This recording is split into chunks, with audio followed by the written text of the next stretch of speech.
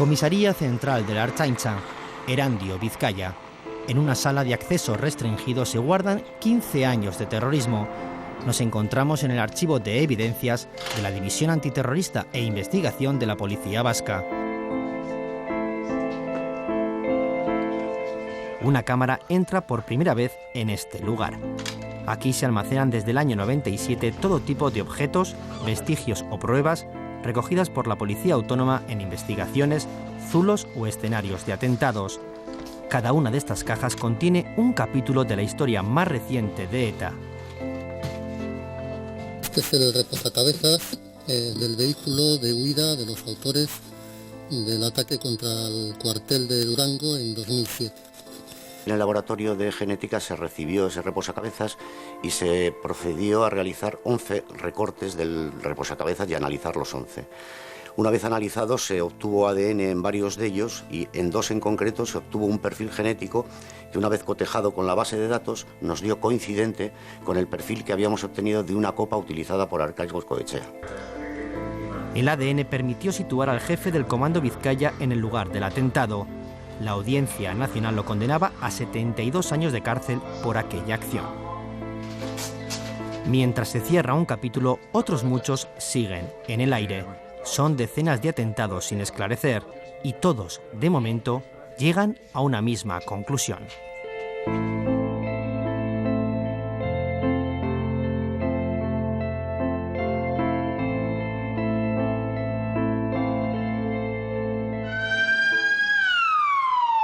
Andoain, Guipúzcoa, Barda-Aitona, sábado 8 de febrero de 2003. Un terrorista asesina de 4 disparos al sargento de la policía local, Joseba Pagazaurtundúa. El etarra lleva ropa oscura, gafas y un gorro que tapa parcialmente su rostro.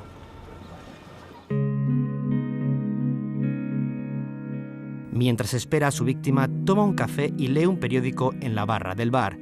Estas fotos corresponden a la inspección ocular llevada a cabo por la Ertzaintza el mismo día del crimen. 9 años más tarde, un agente antiterrorista de la Policía Autónoma nos muestra la taza del café que pidió el asesino de Pagazaurtundúa. Se ve todavía los restos un poco del café. La taza evidentemente está tratada y por eso tiene esos tonos oscuros de las huellas y demás, pero hay que preservarlo, que nadie lo toque hasta que llegue a los compañeros de policía científica. La taza se analizó en este laboratorio. Los agentes obtuvieron el perfil genético del etarra, pero la búsqueda en la base de datos de la policía no obtuvo resultado. No estaba fichado. El extracto de ADN sin nombre ni apellidos se guardó en esta cámara frigorífica. Aquí descansan 60.000 muestras biológicas obtenidas por la Ertzaintza en distintas investigaciones. El caso Pagazaurtundúa llegó a sobreseerse de manera provisional en 2008. 2 años después la investigación se reactivaba. La policía vasca cerraba el círculo de sospechosos. Detenía a Gurutz Agirresarobe, una persona con una vida aparentemente normal. Su ADN, obtenido en sede judicial, coincidía con la huella genética anónima de la taza. El caso comenzaba a escribir su final. Las dificultades que entraña es el tiempo que transcurre desde que los hechos han sucedido. En la medida en que han cambiado de aspecto físico los autores, las circunstancias de entorno y de lugar ya no son las mismas para reconstruirlo. En la medida en que hayamos investigado bien ese crimen en ese momento, podremos relanzar luego la investigación con esos datos. El juicio en la Audiencia Nacional se centraba en la validez de la muestra de ADN obtenida al acusado. Usted en el día de los hechos, sobre las 9:30, se encontraba en el interior del bar Daytona. No, nunca he estado en ese barrio. Yo creo que el café habré tomado en mi vida 2 veces y las 2 me sentaron mal porque me altera y no bebo café ni cortado ni nada. El respeto a la cadena de custodia de las evidencias, la técnica empleada para obtener las muestras biológicas y la declaración de un testigo protegido inclinaban la balanza a favor de las acusaciones. Agirresarobe era condenado a 32 años de cárcel como autor material de los hechos. La prueba de ADN ha sido un instrumento de investigación, una técnica de investigación, una pericia científica, es una pericia absolutamente vital para esclarecer atentados terroristas cuando tenemos restos genéticos o restos de ADN que ha dejado el autor o partícipe en el hecho. Doña María Teresa Pagazaurtundúa. El juicio también nos dejaba otra imagen. En todo lo que le fuera preguntado. La de Maite Pagazaurtundúa mirando cara a cara a la persona acusada de asesinar a su hermano. Se da la circunstancia que ambos vivieron durante años en el mismo pueblo. Y seguramente yo le he visto de niño. Y hay algo cuando vi las fotos en el periódico y cuando le miré, que decía yo, creo que he visto a esta persona siendo una criatura que me habrá pasado inadvertido, y tal vez la haya visto de más mayor y también me ha pasado inadvertido. Estamos hablando de gente que asesina a sus propios vecinos, gente que acosa a sus propios vecinos para que se tengan que ir de su pueblo. Yo me he quedado sin pueblo. La misma pistola empleada en 2003 para disparar a Pagazaurtundúa ya había sido utilizada 2 años antes contra el presidente del Partido Popular de Aragón, Manuel Jiménez Abad. Un atentado que a día de hoy sigue sin esclarecerse. En ambos casos, el asesinato se cometió en fin de semana. Ya entonces, los investigadores sospechaban que los crímenes podrían ser obra de legales, miembros no fichados por la policía, terroristas con una doble vida.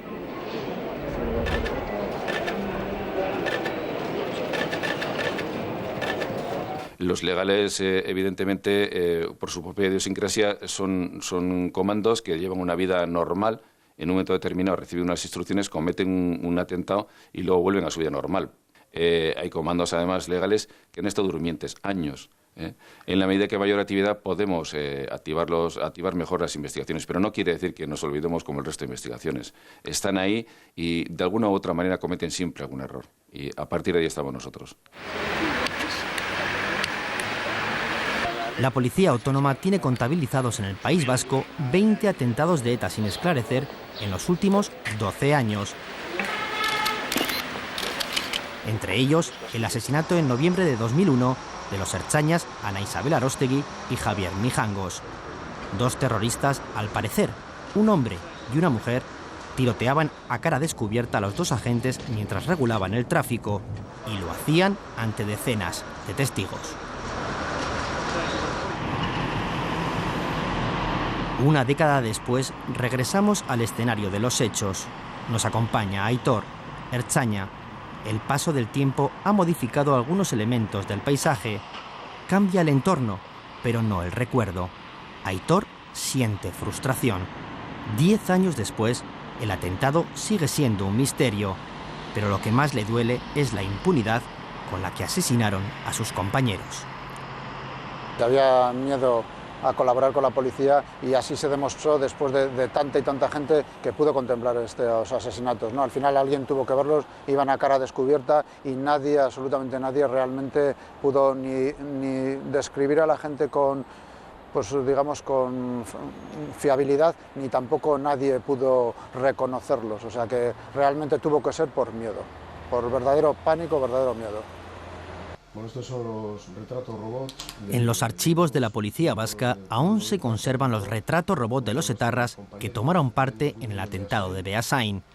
Elaborados a partir de las descripciones facilitadas por los testigos, su valor, aseguran los investigadores, es relativo. El testigo lo que sufre es un factor de sorpresa. Él no se espera ese hecho, ¿no? Entonces, depende, ¿no? En el caso de una presencia de un arma de fuego, pues generalmente suele focalizar su visión en ese arma de fuego y entonces obvia otra serie de detalles morfológicos de la persona.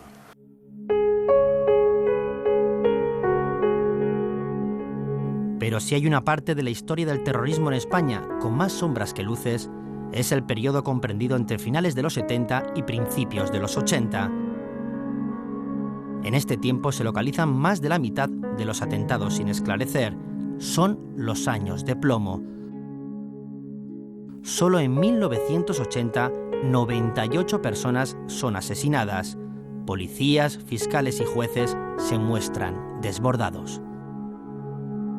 Un momento sin duda complejo políticamente, donde pues quizás hay que reconocerlo, que las fuerzas de seguridad del Estado, pues la policía, la Guardia Civil, no tenían en ese momento técnicas, ni medios, ni información suficiente para poder esclarecer todos los atentados terroristas, algo que sucede algo que se hace ya en estos momentos con mucha mayor eficacia. ETA venía realizando prácticamente un asesinato cada 4 días. Para que ustedes se den una idea, cuando se creó la Audiencia Nacional, allá por el año 1977, se creó formalmente, porque efectivamente no empezó a funcionar hasta dentro de 2 años. Y solamente existían 2 juzgados, esto es importante también saberlo. Ahora hay 6 juzgados cuando la actividad de ETA felizmente ha decrecido. Entonces se produjeron un número de asesinatos muy alto, muy elevado. Recientemente el presidente de la Audiencia Nacional, Ángel Juanes, solicitó mediante oficio a Policía, Guardia Civil y Juzgados de Instrucción información sobre 51 asesinatos cometidos entre el 79 y el 90. En algunos casos ha sido imposible establecer la autoría de los hechos. En otros ni siquiera se ha localizado el juzgado al que se remitió la causa. Yo quiero proponer, porque así me lo ha pedido también el Consejo General del Poder Judicial, que le envíe una relación y le voy a proponer que se cree una comisión integrada por secretarios, funcionarios, con dedicación exclusiva para poder saber con exactitud y con rigor, no como hasta ahora, cuál es realmente la situación procesal de cada una de las causas que supuestamente están abiertas porque no se conoce el autor. Para nuestros siguientes protagonistas, cualquier decisión que se tome llega demasiado tarde. El 13 de septiembre de 1980, 2 etarras, un hombre y una mujer, dispararon un tiro en la nuca al padre de Javier en la farmacia que la familia tenía en Durango. José María Urquizu era teniente coronel del ejército. Un 14 de febrero de 1979, la vida se detuvo para Carmen. Aquel día, un terrorista disparaba por la espalda a su padre, Sergio Borrajo, teniente coronel de infantería. Ambos casos están prescritos. Superado el límite legal de 20 años sin juzgar a los culpables, los autores de aquellos crímenes ya nunca podrán ser condenados. La palabra prescripción para mí supone una aberración en sí misma como concepto. No hablo de tecnicismos jurídicos, sino moralmente. Como concepto es una aberración. Porque si un acto terrorista por su propia naturaleza genera un dolor que no puede prescribir, ¿qué es eso de que el asesinato como tal prescribe? Yo no lo entiendo y no lo voy a entender el año que viene, ni dentro de 10 ni dentro de 20 años.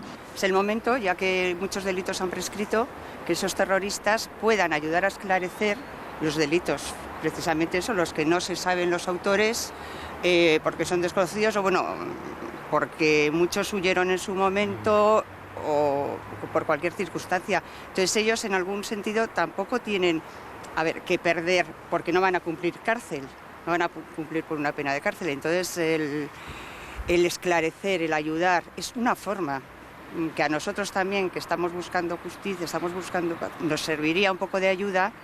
Y ellos es una forma de colaborar. El Estado tiene que hacer cuanto esté en su mano por esclarecer cada caso. O sea, nosotros personalmente claro, no lo vamos a hacer, pero lo que dice Javier, el Estado tendría que hacerlo. Llega un momento que te puedes resignar a que no vas a saberla nunca, pero sí que deberían hacerlo. Rosa, psicoterapeuta, es la autora del libro Cicatrices del Corazón, que aborda distintos procesos de duelo. Conoce de primera mano la realidad emocional de las víctimas del terrorismo. Sabe lo duro que supone para ellas no saber quién fue la persona que les arrebató a su ser más querido. Cuando no se resuelve, el duelo queda como congelado, como si no pudiera avanzar por el camino del dolor y por el camino de las lágrimas hasta el final, ¿no? Porque tengo que seguir poniendo parte de mi energía en que ese caso se resuelva, ¿no? Y tengo que seguir luchando y tengo que seguir peleando y tratando de convencer, ¿no? a quien sea para que se siga, ¿no? Investigando. Entonces, eso hace que el duelo no avance y se pueda prolongar muchísimo en el tiempo, ¿no? Incluso continúe, ¿no? Y no llegue a resolverse totalmente, ¿no? En esta oficina de la Audiencia Nacional se informa a las víctimas de ETA sobre la situación procesal de sus casos. La reforma del Código Penal de diciembre de 2010 estableció que los delitos de terrorismo con resultado de muerte ya no prescribieran. El cambio normativo no será de aplicación para el que hasta ahora es el último atentado mortal de ETA en España, el asesinato de 2 guardias civiles en Mallorca en julio de 2009. De momento no se ha podido identificar a los autores del atentado. Sobre él y sobre el resto de crímenes sin resolver se cierne la sombra de la prescripción. Buscar, impulsar que sea algo muy importante para todos nosotros. El que no prescriban ese puñado de casos que podrían llegar a prescribir este año o el siguiente. Creo que colectivamente nos debemos algo como sociedad y a esas familias también les debemos algo, porque son muchos casos de impunidad, muchísimos. Hechos tan graves van a seguir siendo investigados continuamente y cada vez que surja un vestigio pues se va a seguir mirando, investigando. Esa es una primera cuestión que tiene que tener clara fundamentalmente las víctimas. Sí es verdad que en estos momentos el parón operativo que tiene la propia organización terrorista, digamos que aporta menos información sobre ese mundo y puede dificultar las investigaciones. Bueno, no resolver un caso, y sobre todo si este es un caso de terrorismo y es un caso de asesinato, sin duda para nosotros nos genera una situación de insatisfacción profesional tremenda y sobre todo también una sensación de impotencia, porque no hemos conseguido resolver un hecho criminal grave y por lo tanto no hemos podido dar satisfacción a la víctima, a su necesidad de justicia. Estos días veíamos apagarse el pebetero en homenaje a los ertzañas muertos a manos de ETA.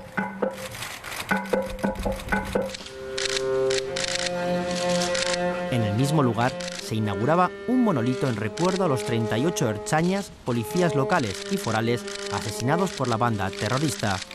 Un gesto simbólico que parece anticipar el final del ciclo de la violencia y el comienzo de un nuevo tiempo, construido desde la justicia y la verdad de los hechos.